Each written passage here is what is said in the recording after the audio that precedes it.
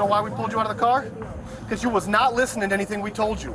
Right, but I didn't know what was going on. You listen to us and we will tell you what's going on, all right? Is he on something? Oh, he got a thing going on. I'm telling you What about does the that mean? police. He have problems all the time when they come, especially when that man stood that gun like that. All right, stand up. Since we had 3 people and only us 2 officers, I was like, you know, we should put him in the car. We're going to get him secured.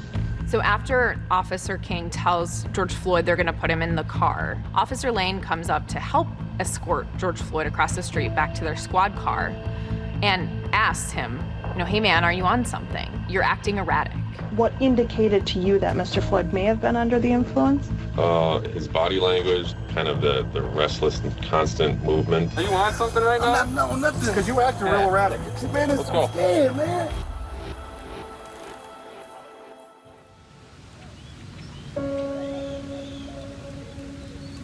From childhood, George Floyd was grappling with an influx of drugs in his community. You got violence going on, the drugs, just everything going on around here that you have to avoid, that you have to weave through to try to, you know, make a better life for yourself. So it's kind of hard starting off behind the 8 ball. He did drugs. He wasn't a heavy, just drug addict. I mean, he still went to work. He still was able to provide for himself. He still was able to take care of his business. I never knew him to do fentanyl or methamphetamines, ever. The next decade of George's life was a cycling in and out of the criminal justice system. It started with a drug offense in 1996. George just got caught up, you know, with the wrong people at the wrong time. He was involved and arrested several times for drugs and for an armed robbery, ultimately, that landed him in a Texas prison. We all have a past. We all have things we did that we regret, that we wish we didn't do. When you think that your life is gonna go one way and it kind of goes another, I just see him trying to figure things out.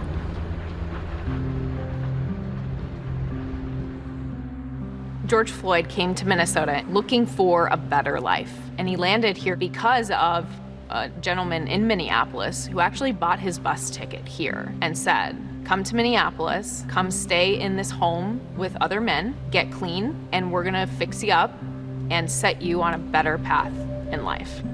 He just wanted to get free from drugs and alcohol.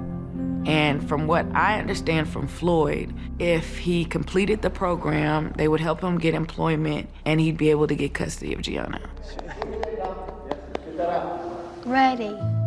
My name is CG and I am the daughter of George Floyd. George's daughter was the apple of his eye. You could see every time he talked about it, he just beamed. His eyes got big, and the smile would come across his face. You know what? His baby is his world. I mean, honestly, his world. He loved Gigi. He used to call me Buttercup. I liked that name, Buttercup. He wanted to just be a better man and a better father. He loved her with all his heart. He would call me nonstop.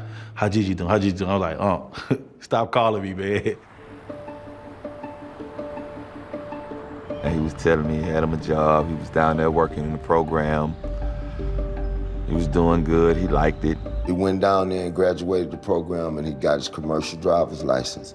And people who know Floyd, that's a big accomplishment. He was pretty successful with working. He had a couple of jobs. He was working at a steel mill or steel plant. He did like random security jobs. He was still, you know, able to make ends and odds meet. You looking good, you working out, you a bouncer, you got a job, you work at the Salvation Army at the Boys Club, and you a bouncer. Conda Latin Bistro is a restaurant and nightclub. It's like the Latino Cheers. I found George Floyd through an ad in Craigslist. I was looking for security staff, and I interviewed him right in those booths over there. When I saw him, I said, well, tall guy is intimidating, but at the same time, he's friendly. You felt safe not just because he was big, but you felt safe because he brought like this sense of joy and knowing that he was doing his job and that he just wanted to make sure everybody was having a good time. All the people there loved him, you know what I mean? People migrated towards him, and he was a flirt. I'm not even gonna lie about that. George's life was really coming together. Things had been as good for him as they had ever been. And then his mom died, and everything changed. When Miss Sissy died, it was like a piece of him died. George loved his mother, and his mother was bigger than life. His mother reminded him everything that was happy and loving in their home, and she wasn't there anymore. His mother's death took a toll on him. He thought he would have his mama forever. It really, really hurted him. And he took it real hard. He was a strong, strong person, but that broke him. Just looking at him, I knew he was never gonna be the same. And then came the pandemic, and he lost his job. It was just a whole lot of different emotions and feelings that he was going through. Like a week and a half before he died, he said, man, I love you, Stiff. I said, I love you too, Georgie. He's like, I'm gonna call you later. All right.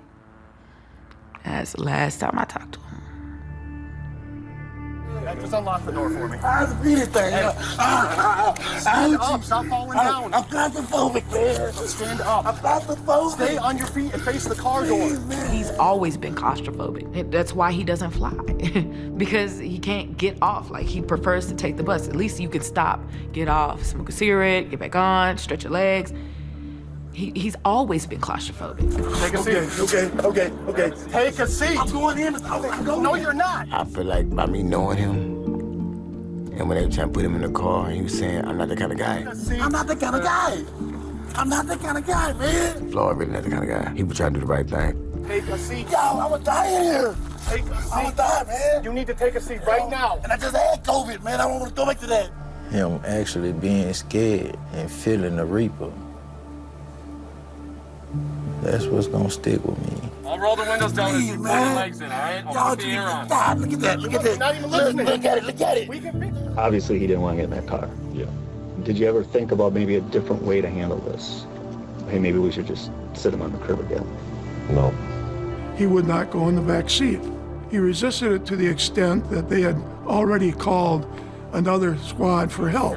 Mind, y'all don't believe me. I'm not that kind of guy. Charles McMillian is a bystander who's one of the first to even get involved in the arrest of George Floyd. I don't want to try to win. You hear him pleading in the background. You can't win, just give up. You're not going to win this way. He kept resisting arrest because he kept telling them that he was claustrophobic to the police car. They ain't gonna win. I'm claustrophobic. I got anxiety. I don't want to do nothing to them. I'll roll the window down. This man in his 60s lives in the neighborhood, and he was really one of the first people we saw who really tried to step in and do something. Nobody knew what was coming next. Nobody knew what was coming next. Man, I'm scared as man.